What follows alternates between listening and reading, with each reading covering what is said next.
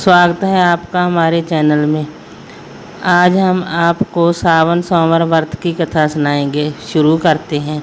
सावन का पवित्र महीना शुरू होने को है। शिव भक्त इस महीने का बहुत ही बेसब्री से इंतज़ार करते हैं ताकि अपने भगवान शिव जी को प्रसन्न कर सकें और उनकी कृपा पा सकें। भगवान शिव जी को खुश करने के लिए लोग कई तरह के विशेष पूजन करते हैं।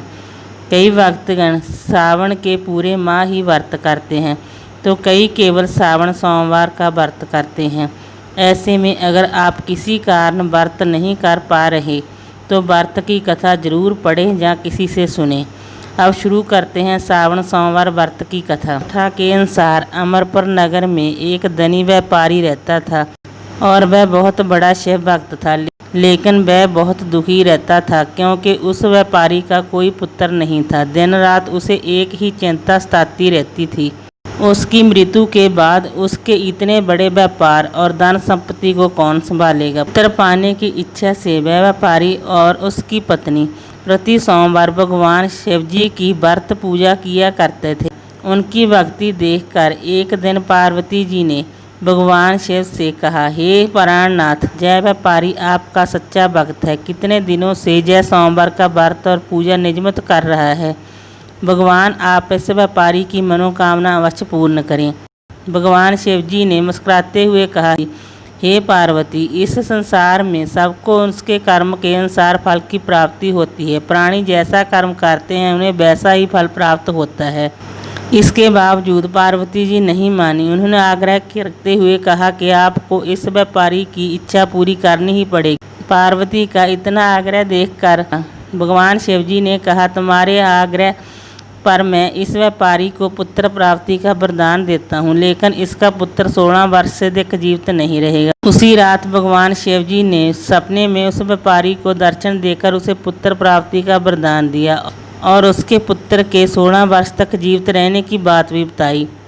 भगवान के वरदान से व्यापारी को खुशी तो हुई, लेकिन पुत्र की अल्प आयु की चिंता ने उस खुशी को नष्ट कर दिया। व्यापारी पहले की तरह सोमवार का व्रत विधिवत करता रहा। कुछ महीने पश्चात उसके घर अति सुंदर पुत्र ने जन्म लिया। पुत्र जन्म से व्यापारी के घर में खुशियां भर गई।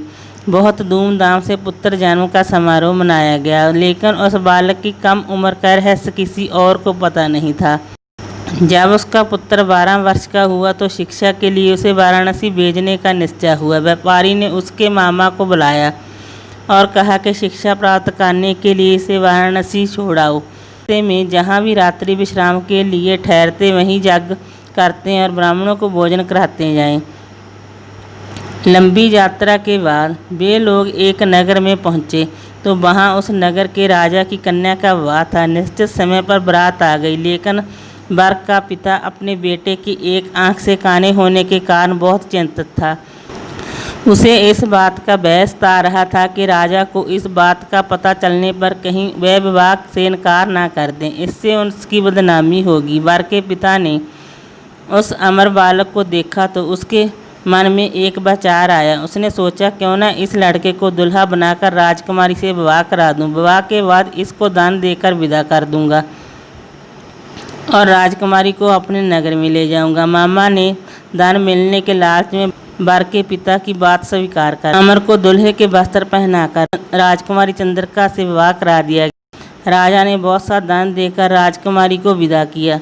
उस बालक ने राजकुमारी की ओढ़नी पर लिख दिया, राजकुमारी चंद्रिका, तुम्हारा विवाह तो मेरे साथ हुआ है। मैं तो वाराणसी में शिक्षा प्राप्त करने जा रहा हूँ। अब तुम्हें जिस नवयुवक की पत्नी बनना पड़ेगा वह कान्हा है। जब राजकुमारी ने अपनी ओढ़नी पर लिखा हुआ पढ़ा तो उसने कान्हे लड़के के साथ जाने से इनकार कर दिया। राजा ने सब बातें जानकर राजकुमारी को महल में रख लिया। उधर अमर अपने मामा के साथ वाराणसी पहुंच गया। अमर ने गुरुकुल में पढ़ना शुरू कर दिया। जब अमर की आयु 16 वर्ष की पूरी हुई तो उसने एक यज्ञ किया।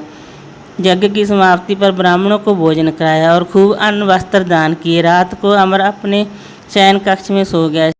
शिवजी के वरदान के अनुसार शयनावस्था में ही अमर के प्राण उड़ गए। सूर्योदय पर मामा अमर को मृत देखकर रोने पीटने लगा। आसपास के लोग भी एकत्र होकर दुख प्रकट करने लगे। मामा के रोने विलाप करने के सवर समीप से गुजरते हुए भगवान शिव और माता पार्वती जी ने भी सुने।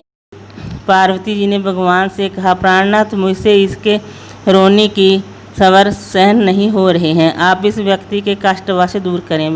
भगवान शिव जी ने पार्वती जी के साथ अदृश्य रूप में समीप जाकर अमर को देखा तो पार्वती से बोले, पार्वती, जय तो उसी व्यापारी का पुत्र है, मैंने इसे 16 वर्ष की आयु का वरदान दिया था, इसकी आयु पूरी तो हो गई। पार्वती जी ने फिर भगवान शिव जी से निवेदन किया, हे प्राणनाथ, आप इस लड़के को जीवित करें, नहीं तो इसके माता पिता पुत्र की मृत्यु के कारण रो रो कर अपने प्राणों का त्याग कर देंगे। पार्वती के आग्रह करने पर भगवान शिव जी ने उस लड़के को जीवित होने का वरदान दिया और कुछ ही पल में वह जीवित होकर उठ बैठा।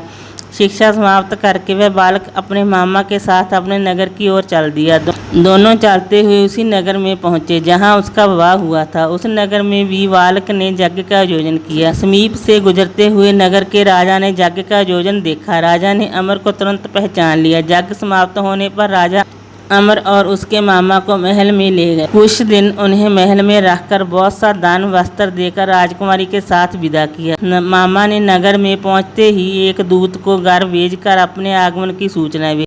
अपने बेटे अमर के जीवित वापस लौटने की सूचना से व्यापारी बहुत प्रसन्न हुआ। व्यापारी अपनी पत्नी और मित्रों के साथ नगर के द्वार पर पहुंचा।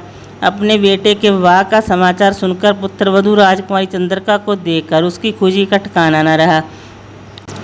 उसी रात भगवान शिव जी ने व्यापारी के सपने में आकर कहा, हे श्रेष्ठी, मैंने तेरे सोमवार के व्रत करने और व्रत कथा सुनने से प्रसन्न होकर तेरे पुत्र को लंबी आयु प्रदान की है। कहते हैं कि जो कोई इस कथा को पढ़ता है या सुनता है, भगवान शिव जी उसकी हर मनोकामना को जल्दी ही पूरा करते हैं। थैंक्स।